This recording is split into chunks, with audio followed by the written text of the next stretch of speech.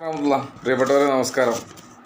ഇന്ന് ഞാൻ ഈ വീഡിയോയിൽ എത്തിയിട്ടുള്ളത് ഏറ്റവും സുപ്രധാനമായ ഒരു ചരിത്രം നിങ്ങൾക്ക് മുമ്പിൽ അവതരിപ്പിക്കാൻ വേണ്ടിയാണ്. നമുക്കറിയാം, ഇന്ന് ജൂലൈ 30. ഇതുപോലുള്ള ഒരു ജൂലൈ 30 റമദാൻ 17 മലപ്പുറത്ത് നടന്ന ഭാഷാസമര പോരാട്ടം, ആ പോരാട്ടത്തെ അനുസ്മരിക്കുന്നൊരു ദിനമായതുകൊണ്ട് തന്നെ അതേക്കുറിച്ച് ഇന്നത്തെ ചന്ദ്രികയിൽ വന്നിട്ടുള്ള ലേഖനം ഞാൻ നിങ്ങൾക്ക് മുമ്പിൽ എത്തിക്കുകയാണ്. നിലനിൽപ്പിന് വേണ്ടിയുള്ള പോരാട്ടം അന്ന് പ്രിയപ്പെട്ട സഹപ്രവർത്തകരായ മജീദ്, റഹ്മാൻ, കുഞ്ഞിപ്പ എന്നിവർ രക്തസാക്ഷികളായ ഒരു ദിനം കൂടിയാണ്. ഏതായാലും ഈ ഒരു ദിനം നമ്മൾ ഓർത്തെടുക്കുമ്പോൾ ആദ്യമായി തന്നെ ആ ഭാഷാ സമരത്തിൽ ഈ സമുദായത്തിനും ഈ പ്രസ്ഥാനത്തിനും വേണ്ടി ജീവത്യാഗം ചെയ്ത മജീദ്, റഹ്മാൻ, കുഞ്ഞിപ്പ എന്നിവരുടെ കബറിടം അള്ളാഹു വിശാലമാക്കട്ടെ. അവർ ചെയ്ത മുഴുവൻ പാപങ്ങളും അള്ളാഹു പുറത്തു കൊടുക്കട്ടെ. അതോടൊപ്പം തന്നെ അവർക്ക് ഷഹീദിൻ്റെ കൂലി നൽകി പടച്ച തമ്പുരാൻ ആദരിക്കട്ടെ. ആമീൻ എന്ന് ദുആ ചെയ്യുകയാണ്. ഏതായാലും ഞാൻ നീട്ടിപ്പരത്തി പറയുന്നില്ല. ഇന്നത്തെ ചന്ദ്രികയിൽ നിരീക്ഷണം പേജിൽ ബഹുമാന്യനായ മൻസൂർ മാടമ്പാട്ട് എഴുതിയിട്ടുള്ള ലേഖനത്തിലേക്ക് കിടക്കുകയാണ്.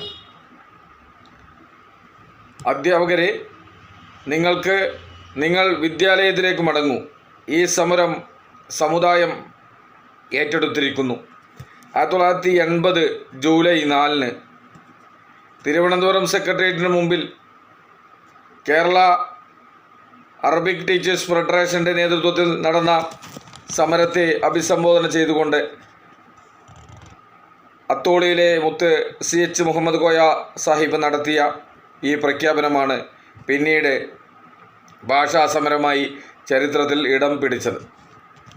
സംസ്ഥാനം രൂപീകൃതമായതിനു ശേഷം ചെറുതും വലുതുമായ ഒട്ടനവധി പോരാട്ടങ്ങൾക്ക് കേരളം സാക്ഷ്യം വഹിച്ചിട്ടുണ്ട്. എന്നാൽ ഇക്കാലം അത്രയും 1980 ഭാഷാ സമരത്തെ പോലെ ഒരു സമരം കേരളം കണ്ടിട്ടില്ല. കാരണം ഒരു ഭാഷയ്ക്ക് വേണ്ടി മജീദ്, റഹ്മാൻ, കുഞ്ഞിപ്പ എന്നീ 3 യുവാക്കളെ ജീവൻ നൽകിയിട്ടാണെങ്കിലും അന്നത്തെ ഇടതുപക്ഷ സർക്കാർ കൊണ്ടുവന്ന അക്കമഡേഷൻ, ക്വാളിഫിക്കേഷൻ, ഡിക്ലറേഷൻ എന്ന 3 നിയമങ്ങൾ നിരുപാധികം പിൻവലിക്കേണ്ടി വന്നു അവർക്ക്. അറബിക്ക്, ഉറുദു, സംസ്കൃതം ഭാഷകൾ വിദ്യാലയങ്ങളിൽ പഠിപ്പിക്കണമെങ്കിൽ 6 മാസത്തിനകം പ്രത്യേകം ക്ലാസ് റൂമുകൾ നിർമ്മിക്കണമെന്നും നിലവിലുണ്ടായിരുന്ന വിദ്യാഭ്യാസ ചട്ടപ്രകാരം ജോലി ചെയ്തുകൊണ്ടിരിക്കുന്ന അധ്യാപകർ പുതിയ യോഗ്യത നേടണമെന്നും അറബി പഠിക്കുന്ന കുട്ടികളുടെ രക്ഷിതാക്കൾ എൻ്റെ കുട്ടി മലയാളം പഠിക്കേണ്ടതില്ല, അറബി പഠിച്ചാൽ മതിയെന്ന് രേഖാമൂലം നൽകണമെന്നുമുള്ള വിചിത്രമായ സർക്കാർ ഉത്തരവായിരുന്നു ആ നിയമങ്ങൾ. വിദ്യാലയങ്ങളിൽ നിന്നും അറബിക് ഭാഷ പഠനത്തെ ഇല്ലാതാക്കാനുള്ള ഇടതുപക്ഷ സർക്കാരിൻ്റെ ഗൂഢനീക്കമായിരുന്നു ഇത്. അറബി ഭാഷാ പഠനം ഇല്ലാതാക്കുന്നതിലൂടെ ഒരു സംസ്കാരത്തെ ഇല്ലാതാക്കാനുള്ള ശ്രമമായിട്ടാണ് അതിനെ വിലയിരുത്തപ്പെട്ടത്. ന്യൂനപക്ഷ സമുദായത്തെ പൊതുവിദ്യാലയ രംഗത്തേക്ക് കൈപ്പിടിച്ച് ഉയർത്തുന്നതിൽ അറബിക് ഭാഷ പഠനത്തിന് വലിയ സ്വാധീനമാണ് ഉണ്ടായിട്ടുള്ളത്. ഓരോ പ്രദേശത്തെയും വിദ്യാലയങ്ങളിലെ അറബിക് അധ്യാപകരെ അവിടുത്തെ സാധാരണക്കാരായ ജനങ്ങളുടെ വിദ്യാഭ്യാസവും സാമൂഹികവുമായ എല്ലാ കാര്യങ്ങളിലും ഇടപെടുകയും അവരുടെ ഉന്നമനത്തിനായി പ്രവർത്തിക്കുകയും ചെയ്തുകൊണ്ടിരുന്നു. ഇതിലൂടെ രാഷ്ട്രീയമായും സാംസ്കാരികമായും അവരിൽ അവബോധം സൃഷ്ടിക്കാൻ അത്തരം പ്രദേശങ്ങളിൽ ഇതൊരു പരിധിവരെ ചില പ്രത്യയശാസ്ത്രങ്ങളുടെ വളർച്ചയ്ക്ക് തടസ്സമാണെന്ന് കരുതി. അതിന് തടയിടാൻ കൂടിയാണ് കേരള സംസ്ഥാനം രൂപീകൃതമായ ശേഷം ആദ്യം നടന്ന തെരഞ്ഞെടുപ്പിൽ തനിച്ച് അധികാരത്തിലേറിയ ഒരു പാർട്ടിക്ക് വീണ്ടും അധികാരത്തിലേക്ക് തിരിച്ചു വരാൻ തടസ്സമായെന്ന വിലയിരുത്തലിൻ്റെ ഫലം കൂടിയായിരുന്നു അറബി ഭാഷാ പഠനം വിരുദ്ധ നീക്കമെന്ന് കരുതപ്പെട്ടിരുന്നു. ഇത് തിരിച്ചറിഞ്ഞ കേരള അറബിക് ടീച്ചേഴ്സ് ഫെഡറേഷൻ സർക്കാരിന് മുന്നിൽ അനവധി നിവേദനങ്ങൾ സമർപ്പിച്ചിട്ടും ചർച്ചകൾ നടത്തിയിട്ടും ഉത്തരവ് പിൻവലിക്കാൻ തയ്യാറാകാതിരുന്നപ്പോൾ 1980 സെപ്റ്റംബറിൽ തിരുവനന്തപുരത്തു നിന്നും കാസർഗോഡ് നിന്നും വാഹന ജാഥകൾ നടത്തി ഈ നിയമങ്ങളുടെ ദുഷ്ടലാക്ക് ജനങ്ങളെ ബോധ്യപ്പെടുത്തി. തുടർന്നാണ് ജൂലൈ 4-ന് സെക്രട്ടേറിയറ്റ് മാർച്ച് സംഘടിപ്പിച്ചതും CHന്റെ ചരിത്രപരമായ പ്രഖ്യാപനവും നടന്നത്. MSF ജൂൺ മാസത്തിൽ തന്നെ സെക്രട്ടേറിയറ്റിലേക്കും RDO ഓഫീസുകളിലേക്കും ശക്തമായ സമരങ്ങൾക്ക് നേതൃത്വം നൽകിയിരുന്നു. പിന്നീട് മുസ്ലിം യൂത്ത് ലീഗ് ആ സമരം ഏറ്റെടുക്കുകയും ജൂലൈ 30-ന് റമദാൻ മാസത്തിൽ കേരളത്തിലെ മുഴുവൻ കളക്ടറേറ്റുകളിലേക്കും പിക്കറ്റ് ചെയ്തത്. കണ്ണൂരും കോഴിക്കോടും ലാത്തിച്ചാർജിലൂടെയാണ് സമരത്തെ നേരിട്ടതെങ്കിൽ മലപ്പുറത്ത് സമരക്കാർക്കു നേരെ നിഷ്കരുണം വെടിവെപ്പ് നടത്തിയാണ് ഇടതുപക്ഷ സർക്കാർ ഇത് നേരിട്ടത്. 3 വിലപ്പെട്ട ജീവനുകൾ നഷ്ടപ്പെടുകയും നിരവധി പേർക്ക് ഗുരുതരമായി പരിക്കേൽക്കുകയും ചെയ്തു. പക്ഷേ ഇതിലൂടെ സമരം തകർക്കാമെന്ന സർക്കാരിൻ്റെ കണക്കുകൂട്ടലുകൾ തെറ്റി. നിയമസഭക്കകത്തും പുറത്തും മുസ്ലിം ലീഗ് പാർട്ടിയും MLAമാരും ശക്തമായി പോരാടി. മുസ്ലിം യൂത്ത് ലീഗ് സെക്രട്ടേറിയറ്റ് മാർച്ച് പ്രഖ്യാപിച്ചതോടെ സർക്കാർ ചർച്ചയ്ക്ക് നിർബന്ധിതനായി. അങ്ങനെ മുന്നോട്ട് വെച്ച മുഴുവൻ ആവശ്യങ്ങളും സർക്കാരിനെ അംഗീകരിക്കേണ്ടി വന്നു. അതൊരു ധർമ്മസമരത്തിൻ്റെ വിജയം കൂടിയായിരുന്നു. KTF എന്ന അധ്യാപക സംഘടനയും മുസ്ലിം ലീഗ് പാർട്ടിയും തമ്മിലുള്ള ബന്ധവും ഇഴപിരിയാനാവാത്തതാണ്. ആ ബന്ധം ഇക്കാലമത്രയും തുടർന്നു വരുന്നു. അതിനാലാണ് KTF തുടങ്ങിവെച്ച സമരം പാർട്ടി ഏറ്റെടുത്തതും വിജയിപ്പിച്ചതും.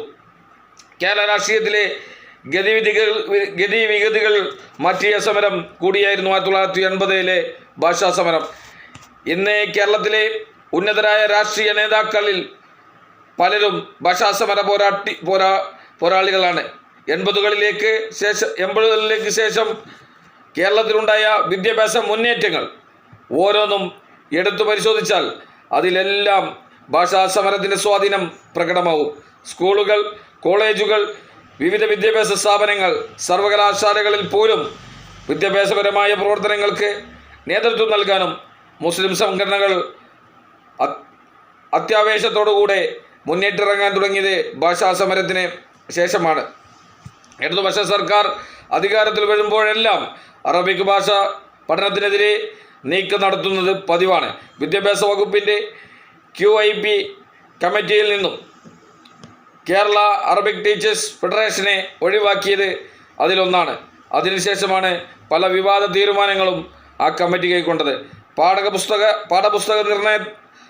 പാഠപുസ്തക നിർമ്മാണ പ്രക്രിയയിൽ നിന്നും പാഠപുസ്തകങ്ങളിലെ ഉള്ളടക്കങ്ങൾ പരിശോധിച്ച് നിലവാരം ഉറപ്പുവരുത്തുകയും അന്തിമ അംഗീകാരം നൽകുന്ന കരിക്കുലം കമ്മിറ്റിയിൽ നിന്നും KTFനെ ഇടതുപക്ഷ സർക്കാർ മാറ്റി നിർത്തുന്നത് നീതീകരിക്കാനാവുന്നതല്ല.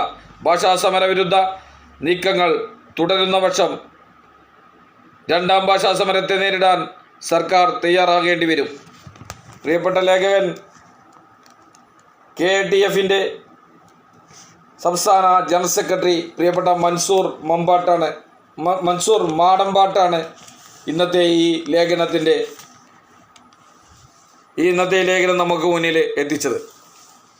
ഏറെ വിങ്ങലോടെയും അതിലേറെ മനസ്സിന്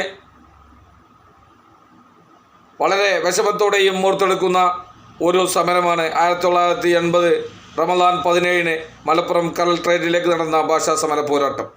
നമുക്കെല്ലാവർക്കും അറിയാം ഈ ചരിത്രത്തെക്കുറിച്ച്. അതേക്കുറിച്ച് കൂടുതൽ ഒന്നും ആർക്കും നിങ്ങളുടെ മുമ്പിൽ അവതരിപ്പിക്കേണ്ടതില്ല. ഈ ഒരു ജൂലൈ 30 കൂടി നമ്മളോട് കടന്നു പോകുമ്പോൾ നമ്മൾ ഇന്നും പ്രിയപ്പെട്ട മജീദ്, റഹ്മാൻ കുഞ്ഞിപ്പ എന്നിവരെ നമ്മൾ ഓർത്തെടുക്കുകയാണ്. അവർക്ക് അല്ലാഹു ഷഹീദിൻ്റെ കൂലി നൽകട്ടെ എന്ന് പ്രാർത്ഥിക്കുകയാണ്. അതോടൊപ്പം തന്നെ അന്നത്തെ സമര പോരാട്ടത്തിൽ ഞങ്ങളുടെ താഴെക്കൂട്ടുകാരനായ പ്രിയങ്കരനായ കേക്കനാട്ട് അബ്ദുൽ മുസ്ലിയാർ ഇന്നും ഞങ്ങൾക്കിലൂടെ ജീവിക്കുകയാണ്. പ്രിയപ്പെട്ട അബ്ദുൽ മുസ്ലിയാരുടെ ചുമലിന് ഏറ്റ വെടിയുണ്ട അത് തുളച്ചു കയറിയ പാടും അതോടൊപ്പം തന്നെ ഇന്നും ആ കൈ പ്രത്യേകം അദ്ദേഹത്തിന് പൊക്കാൻ കഴിയാത്ത ഒരു അവസ്ഥയും ഇന്നും ജീവിക്കുന്ന ഒരു സാക്ഷിയായി, ജീവിക്കുന്ന ഒരു പോരാട്ട സാക്ഷിയായി ഇന്നും ഞങ്ങൾക്കിടയിലൂടെ പ്രിയപ്പെട്ട ഏക്കനാട്ട് അബ്ദു മുസ്ലിയാർ ഞങ്ങൾക്കിടയിലൂടെ നടക്കുകയാണ്.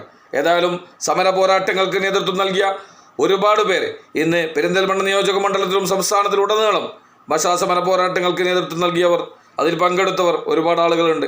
അവർക്കൊക്കെ അല്ലാഹു ആഫിയത്തോടുകൂടെയുള്ള ദീർഘായുസ്സ് പ്രദാനം ചെയ്യട്ടെ.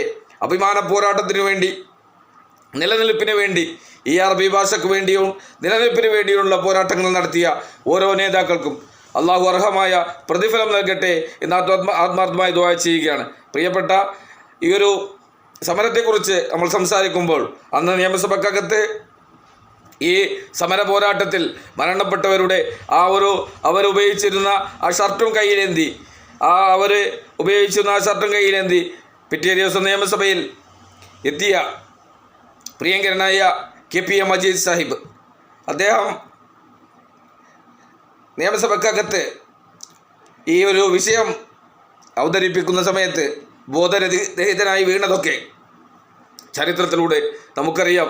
ഇന്നും പോരാട്ടത്തിൽ കൃത്യമായി പങ്കെടുത്ത് ജീവിക്കുന്ന മനുഷ്യരായി, നേതാക്കളായി പ്രിയപ്പെട്ട KPA മജീദ് സാഹിബും നാലകത്ത് സൂഫി സാഹിബ് അടക്കമുള്ള നേതൃത്വം ഇന്നും നമ്മൾക്കിടയിലൂടെ പോരാട്ട ഭൂമിയിലൂടെ കർമ്മനിരതരായി നമുക്ക് നേതൃത്വം നൽകി മുന്നോട്ട് പോവുകയാണ്. ഏതായാലും അഭിമാന പോരാട്ടങ്ങൾക്ക് നേതൃത്വം നൽകിയ ഈ മഹൽ നേതാക്കളെയെല്ലാം നമ്മൾ സ്മരിക്കുകയാണ്. അതോടൊപ്പം തന്നെ ഈ ഒരു ദിവസം ഓർത്തെടുക്കുമ്പോൾ പോരാട്ടങ്ങൾക്ക് വേണ്ടി എന്നും ഇന്ത്യൻ യൂണിയൻ മുസ്ലിം ലീഗ് എന്നും അഭിമാന പോരാട്ടങ്ങൾക്ക് വേണ്ടി ഈ മുസ്ലിം സമുദായത്തിനും മറ്റു പിന്നോക്കക്കാർക്കും വേണ്ടി നിയമസഭക്കകത്താണെങ്കിലും സംസ്ഥാനത്താണെങ്കിലും ദേശീയ തലത്തിലാണെങ്കിലും അത് ഉയർത്തിക്കൊണ്ടുവരാൻ മുസ്ലിം ലീഗ് നീണ്ട 77 വർഷങ്ങൾ പൂർത്തീകരിക്കുമ്പോൾ 1948 തുടക്കമിട്ട ഖായിദെ മില്ലത്ത് മുഹമ്മദ് ഇസ്മായിൽ സാഹിബ് മാർച്ച് 10 തുടക്കമിട്ട ഈ ഒരു പ്രസ്ഥാനം ഇന്ന് 2025 ജൂലൈ 30 എത്തി നിൽക്കുമ്പോൾ അന്ന് ഖായിദെ മില്ലത്ത് നേതൃത്വം നൽകിയ ഈ പ്രസ്ഥാനത്തിൻ്റെ ആ ഒരു നേതൃപടവും ഇന്ന് മുനീറ മില്ലത്ത് ഖാദർ മൊയ്തീൻ സാഹിബ് എത്തി നിൽക്കുമ്പോൾ വളരെ കൃത്യമായി തന്നെ അതോടൊപ്പം തന്നെ മുസ്ലിം ലീഗിൻ്റെ ചരിത്രങ്ങൾ തങ്കലിപികളാൽ എഴുതപ്പെട്ട പണക്കാട് സയ്യിദന്മാരുടെ നേതൃത്വവും ഒക്കെ ഒരു കുടക്കയിൽ ഒറ്റക്കെട്ടായി അന്ന് 1948 പ്രഖ്യാപിച്ച അതേ ഹരിത പതാക, അതേ കോണിച്ചിഹ്നം, അതേ അണുവിട വ്യത്യാസമില്ലാതെ, അതിൻ്റെ ഭരണഘടനയിൽ ഒരു അണുവിട വ്യത്യാസമില്ലാതെ കൃത്യമായി ശക്തമായി പ്രവർത്തിക്കുന്ന ഒരു മുസ്ലിം ലീഗ് എന്ന രാഷ്ട്രീയ പ്രസ്ഥാനം ഇന്നും അജയ്യമായി മുന്നേറുകയാണ്. വീണ്ടും ഇത് ഖിയാമത്ത് നാൾ വരെ എന്നും നിലനിൽക്കട്ടെ എന്നും കൂടി ആത്മാർത്ഥമായി പ്രാർത്ഥിച്ചുകൊണ്ട് ഇവിടെ യാതനകളും വേദനകളും അനുഭവിക്കുന്ന മുസ്ലിം സമുദായത്തിനും മറ്റു ഭിന്നകർക്കും വേണ്ടി അതിശക്തമായി തന്നെ പാർലമെൻറ്റിനകത്തും പുറത്തും ഇന്നൊക്കെ നമ്മൾ ഏറെ ശ്രദ്ധേയമായ ചർച്ചയിൽ പ്രിയപ്പെട്ട ക്രൈസ്തവർക്കെതിരെയുള്ള ആക്രമണവും അവർക്കെതിരെയുള്ള കാര്യങ്ങളെക്കുറിച്ചൊക്കെ ബഹുമാന്യനായ പ്രിയങ്കരനായ MP പ്രിയപ്പെട്ട ET മുഹമ്മദ് ബഷീർ സാഹിബ് പാർലമെൻറ്റിനകത്തൊക്കെ കൃത്യമായി ശബ്ദിച്ചതിൻ്റെ വീഡിയോകളും മറ്റുമൊക്കെ ഇന്ന് യൂട്യൂബിലും ഫേസ്ബുക്കിലും മറ്റ് സോഷ്യൽ മീഡിയയിലൊക്കെ കൃത്യമായി നിങ്ങൾക്ക് കാണാൻ കഴിയും. അന്ന് മുസ്ലിം ലീഗ് അന്ന് തുടക്കമിട്ട അതേ സംഭവം കൃത്യമായി തന്നെ ഇന്നിൻ്റെ കാലഘട്ടത്തിലും അതിശക്തമായി തന്നെ ഊതിക്കാച്ചിയ പൊന്നുപോലെ കൃത്യമായി ഇന്ത്യൻ യൂണിയൻ മുസ്ലിം ലീഗ് കൃത്യമായി ശക്തമായി പ്രവർത്തിക്കുന്ന ഒരു പ്രസ്ഥാനമായി ഇന്നിൻ്റെ മണ്ണിൽ മുന്നോട്ട് പോവുകയാണ്.